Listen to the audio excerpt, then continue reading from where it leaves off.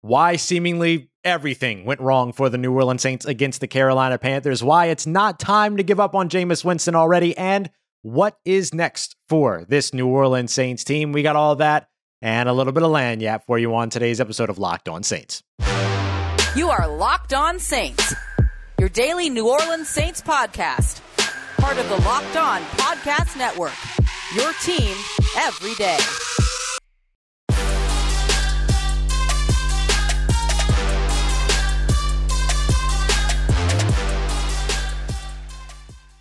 What is good, Who Dat Nation and Who Dat family? Welcome into another episode of Locked On Saints, your daily podcast covering the New Orleans Saints, part of the Locked On Podcast Network, your team every day. Ross Jackson here at Ross Jackson Nola on Twitter, Canal Street Chronicles, Locked On NFL, and of course here with you every single Monday through Friday on Locked On Saints. Now, we have to get right into it for today's episode. Would love to be talking about a victory Monday. The Saints starting 2-0 for the first time since 2013.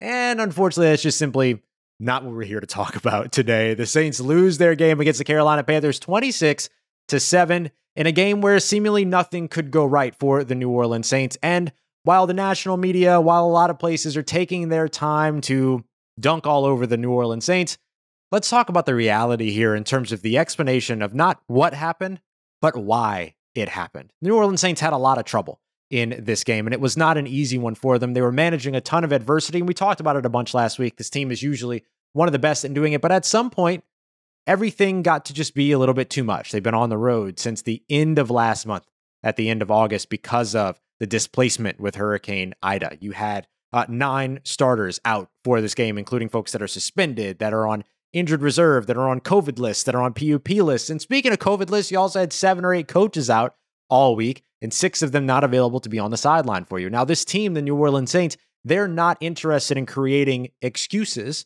for themselves, but certainly there are explanations in terms of everything that went wrong for the Saints and things that you can still learn from that apply even when you get all of those pieces back. I want to start off with what I think is going to potentially be an issue for the New Orleans Saints moving forward, and it's the offensive line. My concern around the offensive line isn't talent when it comes to the players. We know that this offensive line is very good, but the issue is that it's not getting healthier anytime soon. I mean, the best situation here is that you get Austin Ryder, the center that the Saints ended up signing just last week. Yeah, only gave up 11 pressures with Kansas City last year. No sacks, hasn't given up a sack since they won the Super Bowl. You get him up to speed with the offense and calling protections and IDs, things like that. Then all of a sudden you're in a good place. You shift Cesar Ruiz back to right guard, and then you're kind of in a place to where you're a little bit more status quo than you are right now, where you have Cesar Ruiz, who just made his first start at center without a coach in the facility, without an assistant coach in the facility, and of course, without those coaches on the sideline for him as well, particularly Dan Rauscher. That's tough to try to combat throughout, especially when you spent all offseason learning right guard, kind of keeping aware of what's going on at center in case you ever needed to move there. But Erik McCoy has done so much work crafting his communication and making sure that he's on point in terms of protections and IDs and working his communication with Jameis Winston. And that's new for the Saints. That is a new problem that they now have to overcome because Drew Brees used to do all of that. Now, Jameis Winston still IDs a couple of things that are going on in terms of the pressure coming from the secondary. The running backs help with that as well. But in terms of the front 7, the defensive line and the linebackers, which gave the Saints so much trouble in this game against Carolina, that comes down to the center position. So it's a little bit more challenging now when you have to swap out offensive linemen than it was before because of the uniqueness of the new status quo for the New Orleans Saints. So when it comes down to it, one of the things that I want to highlight about the offensive line is sort of the explanation behind why everything went wrong. They went from paving the way for 171 rushing yards against Green Bay to only 48 against Carolina. 4.4 yards per carry in week 1, 2.8 in week 2. Alvin Kamara, 0.6 yards per carry in week 2. The 2 running backs, Kamara and Tony Jones Jr., combined for 12 yards on 11 carries. So challenging in the run game, but also they were challenged quite a bit in the passing game. The exotic blitz packages where they were overloading Carolina was one side of the line of scrimmage, swapping over to the other side of the line of scrimmage, then sending A-gap pressure. All the things that they did to mix and match and then cause confusion in terms of taking advantage of the issue for the New Orleans Saints. They did a great job doing that. 0 sacks allowed the first game, 4 in week 2. A bunch of procedural issues with false starts, with delay of games, timeouts to avoid delay of games, crowd noise, a big part of that as well. Went from allowing 9 pressures to 25 in this game. And of course, some of those doubled up on certain plays and things like that. But according to ESPN stats and info, 64% of Jameis Winston dropbacks were under pressure, and some of those were immediate pressure, right up the middle, right off the edge, whatever it might be, with free blitzers. So for the Saints, the big issue for them came down to communication. You heard everyone talk about it. Sean Payton, Teron Armstead, Jameis Winston, Alvin Kamara, everybody talked about communication. And you missed all of that in your preparatory period. You missed all of that with the transition from Erik McCoy to a new center. And of course, not having these coaches on the sideline throughout this game. But you still have to get better there, right? You'll get the communication back in order because you're going to get the coaches back and all of that. But Erik McCoy is probably going to miss a couple of weeks. So you have to get Cesar Ruiz or whoever it is that's going to be playing center for this extended period of time up to speed and in communication with Jameis Winston. So you have to fix that no matter what. Wide receiver separation. CJ was out. Coach CJ, who coaches the wide receivers, he was out throughout the week. Not a surprise to see some issues over there because you had all of these blitzers coming from all over the place, which means that Carolina played a ton of man coverage, but they won at the line of scrimmage. New Orleans Saints don't have to generate separation downfield. They need to win at the line of scrimmage so that when that pressure is coming, you could start to get the ball out more quickly. And then you try to keep Jameis Winston from getting rattled so that he can make those smart throws. Jameis Winston made a couple of ill-advised decisions in this game. Is it time to write him off? I don't think so. We'll talk more about that in a little bit. But when it comes down to it, when you're under pressure for 64% of your passes, it's hard. It's hard to do that, unless you're Drew Brees, maybe. But regardless of who used to be the quarterback, who's the quarterback now? What's the system now? What do you need to do to keep that a winning team moving forward? The Saints have all the talent. They have everything that they need. They were just really up against impossible odds in this game. When it comes down to the defensive side in this one, they struggled early, buttoned up a little bit late, only allowed 9 points in that second half. At one point, they had went from allowing over 200 total passing yards to Sam Darnold to only being around 51 in that second half. They really tightened up a bit there. But Zach Bond got exposed early, and the Carolina Panthers went right after him. He was targeted 7 times in this game, allowed 4 catches for 68 yards. He's a backup, guys. Like, that's what he's doing right now. He's in there in relief of Kwon Alexander, who's on injured reserve for at least 2 more weeks. Ideally, the Saints are able to get Kwon Alexander back, but there's a reason that Zach Bond didn't win the linebacker competition there, that open spot, over Kwon Alexander, even though Kwon Alexander didn't even get to participate in the offseason and most of training camp, right? He needs more time, Zach Bond does, and he'll get it. Just unfortunately, he won't get it quietly. He'll get it under the lights because, again, Kwon Alexander's on injured reserve. Pete Warner's injured as well. We'll see what happens with him, but it's a challenging situation that the Saints will have to continue to overcome. They also met some challenges, saw some challenges in the passing game. Like I mentioned, Jameis Winston making some ill-advised throws. Is it time to give up on him? I don't think so. We'll talk about why up next and continue to try to provide context and explanation behind the absolute meltdown that the Saints were subject to in week 2, their 26-7 loss against the Carolina Panthers. I'm not going to sit here and be all doom and gloom about it because there's so many things that are going to end up self-correcting just by getting people back in the building. But again, there are always takeaways, ways to improve, and things to continue on. We'll talk about some of those things as we continue on with today's episode of Locked On Saints. Before we get to that, though, I want to tell you about our good friends at Get Upside. This is really cool. It's an incredible app for everyone that buys gas. Everybody does it, especially those of us that are getting to the point where we're going back to offices, all that other stuff. Now, you can actually enjoy going to the gas pump a little bit because with Get Upside and this app, which you can get on the Apple Store, the App Store, and of course, Google Play as well, you're going to get 25 cents per gallon back every time that you fill up. This is pretty cool, right? Because gas prices are all over the place. They're rising all over the place, everything like that. Now you can get yourself some cash back. Never have to pay full price at the gas pump ever again. And you're going to get some of that money back with Get Upside. Just download it on the App Store. And also, don't forget to use the promo code TOUCHDOWN, TOUCHDOWN, touchdown, of course.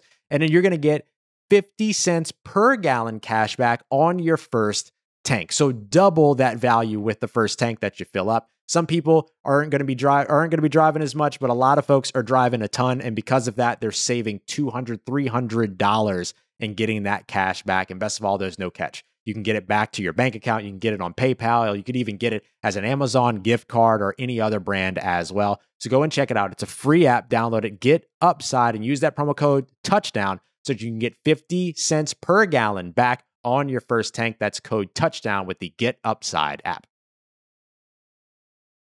All right, family, continuing on with today's episode. And look, I'm here to tell you, it's not time to give up on Jameis Winston just yet. I know a lot of people were waiting for the immediate window to open so they could dive right through and talk about the end of Jameis Winston in New Orleans. And we saw it, right? The commentators during the game were talking about, hey, is it time to bench Jameis Winston? And ultimately they were saying no, but they were still having the conversation because everyone has been waiting for Jameis Winston to have that first game. Didn't matter if it happened, this early in the season or if it happened after the bye week. Didn't matter. This conversation was going to come up, that it was time to move on from Jameis Winston. And Jameis Winston just really kind of got the short end of the stick out of all of this. Now, could Jameis Winston have made some better choices? Yeah, sure. But on one of the interceptions that he threw, the pass was actually there. It's just that he was under so much pressure that he couldn't get the ball there. Like, this is why for the New Orleans Saints and for Jameis Winston, you have to wait. You have to wait and then come back and have these reactions after you get more context. Context has been the theme of this episode so far, making sure that we're looking at things not for an excuse purpose, but simply for an explanation purpose, because the Saints are going to have to figure out kind of how all of this goes together and what they take from it in order to improve moving forward. And that becomes really important for Jameis Winston as well. Let's be very clear here. This is not the same Jameis Winston that was in Tampa Bay. It can't be. There's no chance. It's not. And we've seen that in the way that he speaks, in terms of the way that he accepts responsibility for things. Remember, Jameis Winston a couple of years ago during a press conference when everything was going extremely poorly, talked about how much he was balling and that he was having this great season and just ignoring the things that were going wrong around him. Whether you believe it was his fault or not, things were going wrong around him in Tampa Bay, right? You get him here to New Orleans. What does he say after this game? That he has to communicate better, that he has to be louder at the line of scrimmage, that he has to combat the opposing crowds, right? That it's his responsibility, that he didn't play well, that he has to be better. This is a very different Jameis Winston than the young Jameis Winston that we saw in Tampa. The other thing that's different is the coaching. Because what was Sean Payton doing at the same time? He was taking full responsibility for it. He wasn't throwing players under the bus like what you saw sometimes in Tampa. In this situation, Sean Payton was saying, hey, this is on me. Yeah, we didn't have coaches on the sideline. Whatever, I was there. I was on the sideline. I should have been better, right? So the Saints have a mutual understanding that everyone takes responsibility for their actions. And Jameis Winston absolutely did that. Again, were both of those throws advisable? I think you can say no, right? Because you're under pressure, you're about to get tackled, things like that. But one of the passes that he threw, Deontay Harris, was actually behind the safety. It's just that he was under so much pressure that he couldn't get his base to get the ball downfield, right? So what are you going to do, right? So the conversation around Jameis Winston not being good enough off of one performance is about as useless as the conversation of Jameis Winston being perfect after the opening game performance, right? There were a lot of us that talked about Jameis Winston being somebody that was in line for a postseason award after that first game. And I said it, right? If Jameis Winston maintains any okay level of production moving forward, that he would be in line and that the Comeback Player of the Year award would be something that could potentially fit into his future by the end of this season. Some of those same people are now saying, got to start Taysom. I have trouble understanding that any quarterback would have been good in the situation that the New Orleans Saints were in on Sunday against Carolina, outside of maybe Drew Brees, because he would have covered up some of your inefficiencies because of his 15-year knowledge of the offense. That's just not where we are now, right? That's not where the New Orleans Saints are. That's not where those of us that are watching these games are anymore, right? They're having to pull together throughout these growing pains and having to truly come together as a unit. The New Orleans Saints as a team lost their game against the Carolina Panthers. It's not on any one person.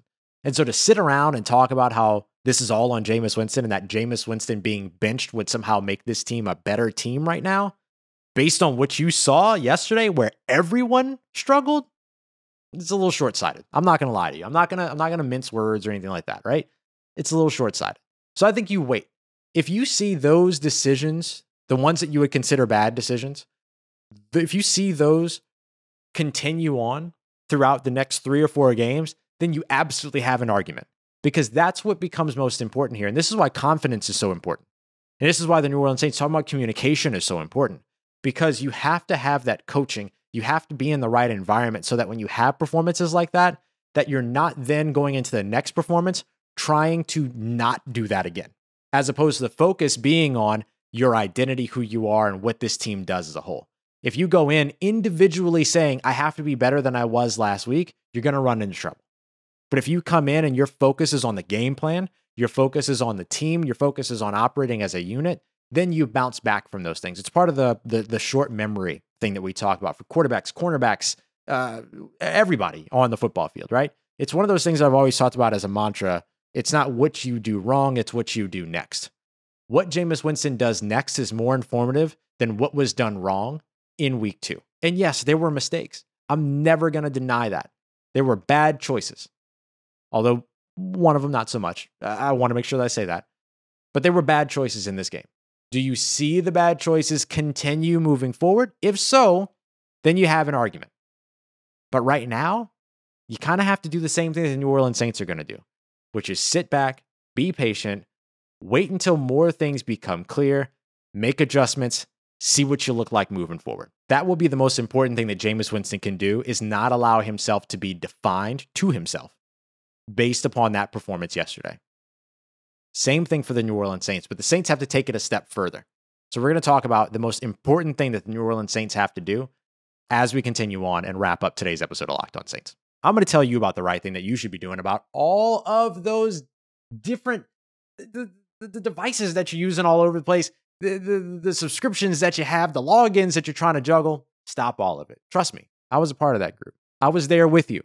But now DirecTV Stream has helped me get my TV together. And I mean this, I use it. It's fantastic. It's seamless. Going from live sports into movies, your favorite TV shows, all that. You don't have to jump to somebody else's subscription that you're borrowing because, you know, you had somebody from next door who you're like, hey, I got this, you got that. And then you're trading out. You don't have to do that. You don't have to schedule out who's using what logins when. You don't have to jump from device to device and juggle remote from remote. No, none of that. It's all in one package and all in one place like never before with DirecTV Stream. You wanted more information on it, you can check out DirecTV.com. It's DirecTV.com, your favorite TV shows, your favorite sports, your favorite everything. All in one place. It's awesome. Go and check it out. Again, DirecTV.com. Compatible device is required. And of course, content varies by package. And speaking of package, I want you to go and get a package of your favorite protein bars. I know you love them. Built Bars, our good friends over here. And I want to tell you about your new favorite flavor. I'm going to just tell you right now what's your new favorite flavor. Cookie dough chunk, made with real cookie dough covered in 100% chocolate. It's perfect if you got a sweet tooth, but you want to take care of yourself. Like me, I have a big time sweet tooth. I want the sweetness in my life. And so I love these Built Bars because I'm able to get all that sugar, all that sweetness that I want without actually taking in the sugar. 4 or 5 grams of sugar, that's it, but you're getting 17, 18 grams of protein. And if the sweet kind of salty flavor isn't your thing, don't worry. They got you covered with coconut almond. You can also do all the different fruit flavors that they have as well. Raspberry, strawberry, orange. You know, the best way to do this is just go to the website and get yourself a sample box. 9 flavors that they continuously rotate over there and that they always have, as well as all the limited edition flavors. Get yourself 2 different flavors or 2 different bars for each of those standard flavors. 18 in the box. Go and check it out. And then use the promo code LOCKED15 so you can get 15% off. The promo code LOCKED15 at BuiltBar.com.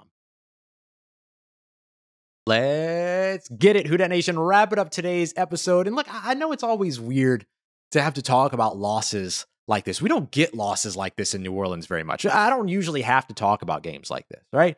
New Orleans Saints usually on the giving end of these types of games, right?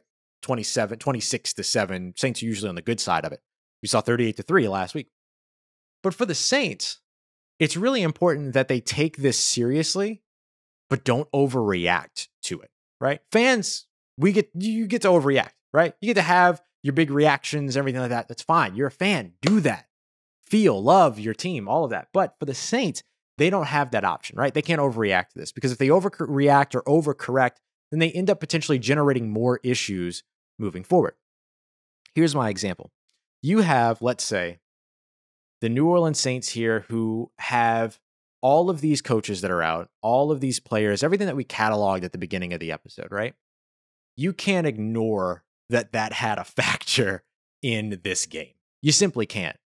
But you still have to look and see where you can improve. And that's the sort of happy medium that the Saints have to strike. They can't go the route of saying, well, we were missing 9 starters. We didn't have these coaches. We've been on the road. It happens. They can't do that, right? Instead, they have to go, but at the same time, they can't go to the other side and say, nothing's working. We have to scrap it all, right? You can't do that. So you have to find, if you are this team, the specific areas where you can create constructive improvements and constructive reactions out of. Where can you constructively correct things that went wrong in this game? We pointed out the offensive line to open up this episode because the offensive line isn't getting healthy tomorrow. It's probably not going to be healthy in terms of Erik McCoy next week. So you have to be ready for the advancements, the adjustments, the improvements that you're going to make going up against Bill Belichick, who's one of the best defensive minds in the NFL, right? I'm not worried about the Patriots' record. I'm worried about the coaching, right? So you have to be ready for that. On the defensive side, Marshon Lattimore might be back. Marshon Lattimore was out. CJ Gardner-Johnson was out. Kwon Alexander was out. The Saints were missing so many different pieces. Tano Passanio, of course, Marcus Davenport, who's on injured reserve, missing so many pieces. Some of those pieces ain't coming back next week, right? So you still have to make adjustments on that defense so you don't have the slow start that this defense had to open up this game on Sunday, right? Which puts you in a 17-0 hole. So for the Saints, you have to be strategic and you have to be intentional about what you pick and choose to address from this game. For the New Orleans Saints, the worst thing that they can do here is overreact and overcorrect. Just like we talked about with Jameis Winston. The worst thing that you can do with Jameis Winston, if you're Jameis Winston, is overreact. You have to forget what just happened and then get back in the mindset that you were in week 1 and be ready to go out there and have another good performance, not try to ward off a bad performance. That's where the Saints mentality has to be. The Saints mentality has to be getting back to their identity and getting back to what they do well. If the focus is on trying to not do poorly, you're going to do poorly. The focus has to be on being who you are. And we know who the New Orleans Saints are. Now, whether the New Orleans Saints look more like week 1 than week 2, we'll learn that over time, right? We need a larger sample size than that. But the Saints think that they are more week 1 than they are week 2. And so now they have to go out there and they have to prove it. They have to convince themselves of it. They have to be aware that that's who they are. And then they have to go out there and show it. And they'll do it here, hopefully, week 3 against the New England Patriots on the road in Foxborough. So that's it. That's what I've got for this episode. Listen, I've recorded this episode like 4 times because I didn't want to give you anything that felt half-baked. It's important to me that you get something that's of value when you watch or listen to this show. So thank you for being here and thank you for listening, particularly all of our new listeners as well. I can promise you that regardless of what happens over these next couple of weeks, the focus is on reality and the focus is on managing what the expectations have to be moving forward for this team. And that's certainly where we'll focus here with Locked On Saints as well. Tomorrow, we'll continue to break this down. We'll get into the numbers tomorrow. Wednesday, we'll get into film. Thursday, Mike debate. We're looking ahead. Locked On Patriots is coming through for Crossover Thursday to get us ready for the matchup this weekend against the New England Patriots. Saints didn't have it go well here. Now they look to rebound. They look to get better. They look to bounce back. Some things are going to, like we said, fix themselves with pieces coming back in terms of the big question of availability. But how can they continue to improve with all of that knowledge? We'll talk about that all throughout the week here and get ready for next week. For everything in between, make sure you follow me on Twitter at Ross Jackson, NOLA. Hit me up. Let me know how the family's doing. Let me know how you living. Let me know how your mom and them. And trust you, that nation. I'll holla at you.